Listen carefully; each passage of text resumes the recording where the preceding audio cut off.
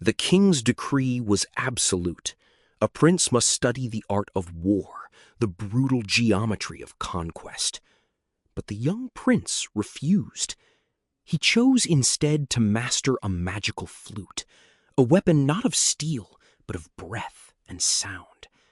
And for this quiet rebellion, his father banished him into the wilderness.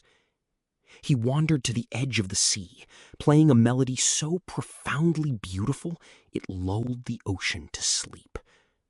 But it also woke something ancient in the deep.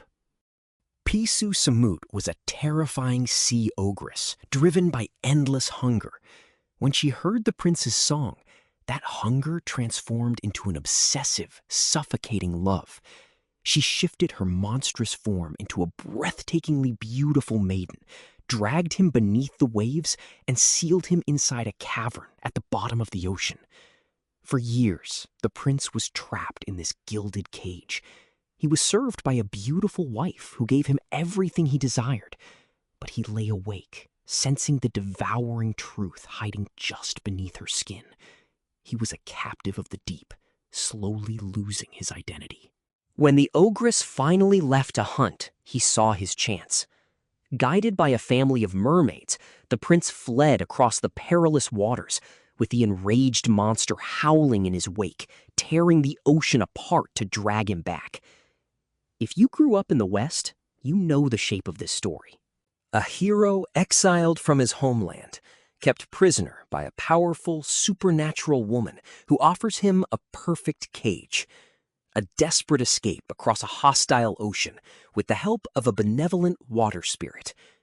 You are picturing Odysseus, trapped by Calypso, weeping on the beach, aided by the sea goddess Ino.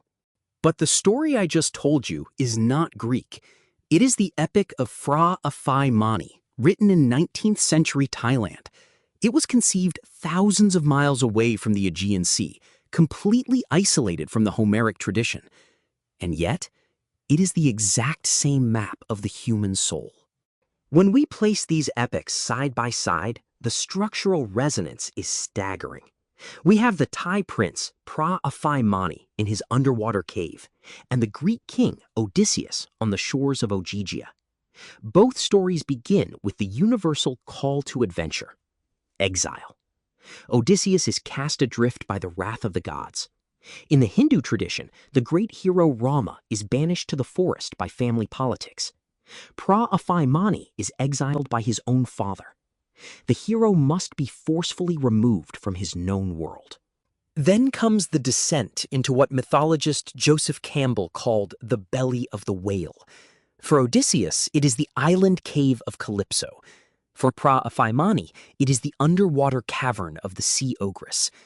In both traditions, the hero is swallowed by a powerful force that offers an illusion of paradise, but is actually a state of total stagnation. Neither hero can escape this psychological abyss alone. They require supernatural aid. Odysseus is guided by Hermes and saved by the sea goddess Ino. Phra Aphai Mani is rescued by a benevolent family of mermaids who guide him through the crushing depths. The bones of the monomyth are identical, but the way each culture dresses the story reveals what they value most. How does the Greek hero survive the sea? Through martial cunning and sheer stubborn grit. Odysseus uses his intellect to outsmart the chaos of nature. How does the Hindu hero Rama face the demons of the wilderness? With his sacred bow and an unwavering commitment to dharma, righteous duty. The Ramayana demands moral and cosmic order, but the Thai epic encodes a profoundly Southeast Asian and Buddhist worldview. Phra Aphai Mani does not rely on a sword or a divine bow or deceit. His ultimate weapon is his magical flute. It represents breath, harmony, and mindfulness. It is the non-violent subjugation of the wild mind. He does not conquer the ocean with force. He pacifies it. 3 cultures, 3 heroes, 3 vastly different weapons, and yet they are all forced to navigate the exact same perilous waters, escaping the exact same devouring forces. Why did completely isolated cultures generate the exact same myth? It is not because they traded manuscripts. It is because they shared the exact same human hardware. When Carl Jung looked at patterns like this, he saw the architecture of the human mind. The dark, terrifying ocean is our own unconscious.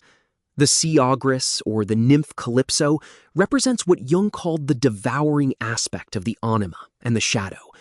They are the personification of our base desires, our unresolved karma, and the alluring comfort of stagnation that threatens to pull us under. Joseph Campbell called this necessary escape the crossing of the return threshold. The hero must break free from the paralyzing grip of the deep to return to the world of the living. Every culture needed a story about this, because every human being must eventually navigate the terrifying waters of their own mind. But growing up surrounded by these Eastern traditions, you notice a profound nuance that Western analysis often misses. When Fra Afaimani finally confronts the enraged ogress on the shore, he does not draw a blade. He plays his flute. The music is so piercingly beautiful and so laden with the truth of impermanence that the monster literally dies of a broken heart. She is not conquered through violence. She is resolved through psychological integration. It is the ultimate release of attachment. Humanity did not tell these stories simply to entertain. We told them to map the labyrinth of our own consciousness. We all face the devouring deep, and we all must navigate the exact same internal oceans. So I have to ask you, when you face the raging waters of your own life, which weapon do you reach for? The cunning of the Greek sword, the righteous duty of the Hindu bow, or the harmonious breath of the Thai flute? Mythos Decoded exists for exactly this, the stories that connect us across every tradition. There is much more here, because the next time you hear a myth from a culture you do not know, you might just find the missing piece of your own soul.